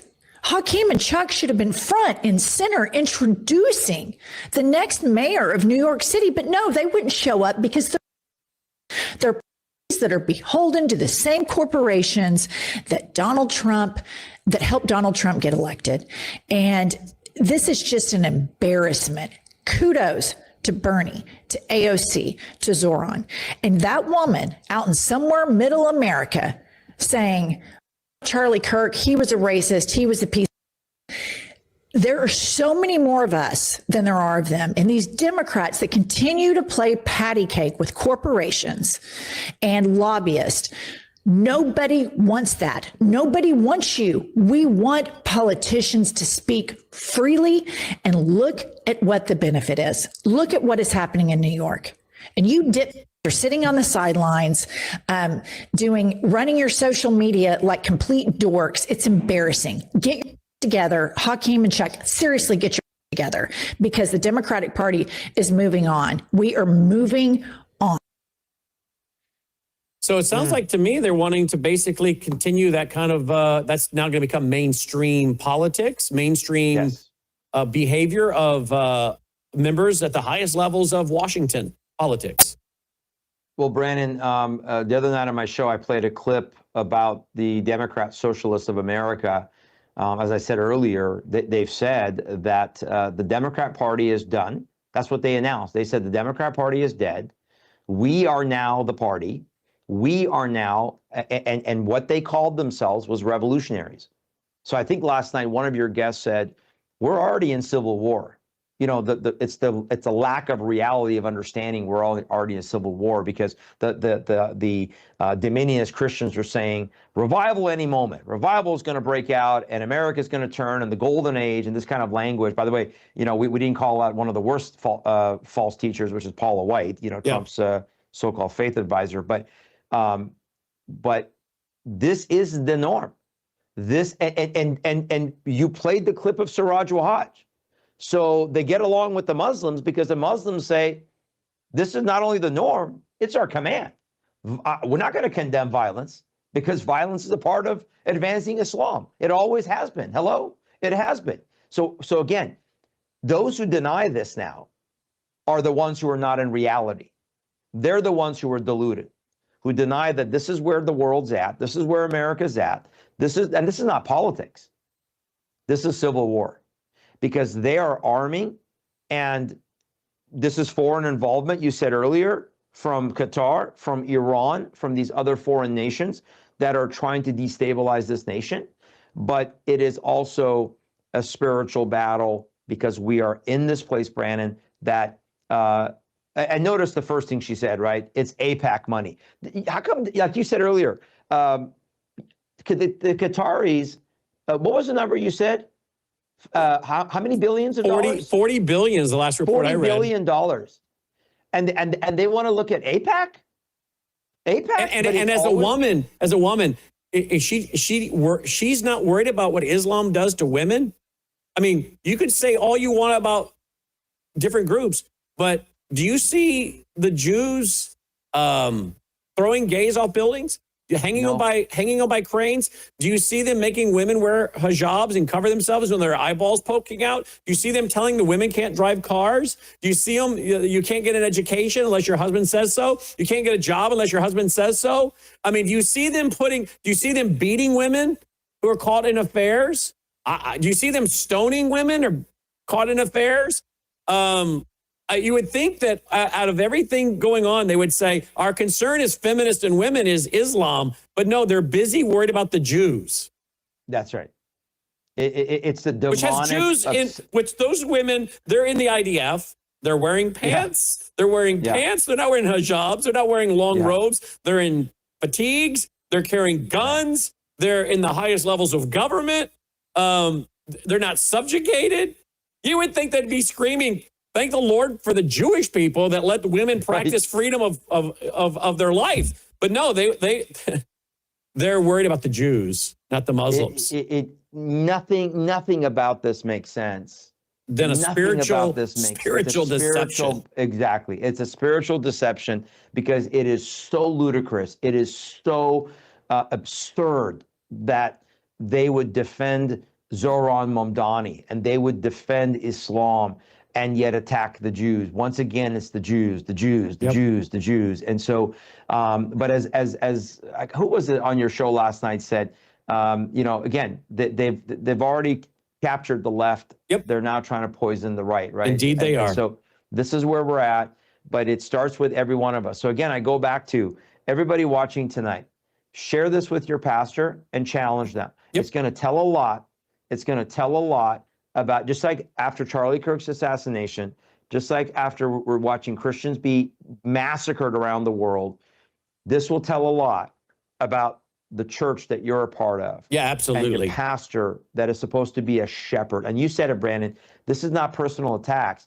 We are trying to hold to biblical offices. What is a shepherd? A shepherd is one who protects the sheep from the wolves. Amen. We are witnessing the wolves in our nation. We are trying to protect the sheep from the wolves. Let's see if they'll do it this month. Challenge them in love. Amen. TILministry.com, TILministry.com. What a powerful program tonight. Thank you, Shahram. Thank you, my friend. Thank you for covering all that. I so appreciate it. No, thank you. And folks, if you appreciate the fact we've been lifting up a clarion call for so long, even under incredible attacks and even physical, literal threats against our life, which a guy did 7 months in federal prison for. If you appreciate the fact we're not backing down, we're not cowarding, we're not cowards. We've clearly proven it. We're not going to be like Mike Johnson and all the other GOP people. They want to say, well, he's a Marxist. He's a socialist. No, he's an Islamist and a Marxist, both. If you appreciate the fact that we're standing up for truth, for you, your family, your children, your grandchildren, and we're still out of here lifting up the shout of warning. If you appreciate that, we have to have support. Stop, in my opinion, wasting your money sending it to most of these so-called ministries that are into replacement theology, hyper-Calvinism, dominion theology, kingdom now. They don't have the courage to talk about Islam, to warn about the dangers of interfaith dialogue. Why are you sending them your money? We have what will be next year, a 36-year track record. You saw some of that track record tonight. We need your support. We have to have a big November and December for end of the year giving. Please go now. worldviewfoundation.com and make a contribution. worldviewfoundation.com. You'll also find our mailing address. Can you give $500 tonight? $1,000? $250? $100? Can you even give $5 a month? Can you set up an automatic monthly contribution at worldviewfoundation.com of $5 a month? How about this? Can you join the vault? You'll get, if you say, well, I'd like to join somewhere I can support you and get something. Okay, join the vault. Worldviewtube.com/vault. Have access to 36 years, coming up on 36 years of information. My book from 1990. All my books forward, including my brand new book on Hamas. Just came out Monday. You don't need to buy it. It's in the vault. You don't need to buy any of these documentaries we're playing clips from tonight. They're in the vault. All of our conferences from years gone by, including our conference from a few weeks ago, all in the vault. worldviewtube.com/vault. Will you join? $7.99 a month. Isn't what we're doing worth $7.99 a month to support us? worldviewtube.com/vault or worldviewfoundation.com. Roll the music. Let's call it a night. What a broadcast. I'm exhausted. That's emotional. That takes it out of you. And I think a lot of you feel the same way right now. You're tired. Roll the music, guys. Again, we appreciate you guys. We appreciate your praying for us. See how tired I am? We appreciate your praying for us and supporting us. But also go to worldviewstore.com, get these free business cards, pass them out. We need more people to hear this kind of truth, don't you think? What do you got to lose to give away a free business card that tells them, hey, go listen to this network for free? It's at worldviewstore.com. Get these free cards. Pass them out, will you? Thank you so much. Till next time, I'm Brannon Howse. May God save America. Take care.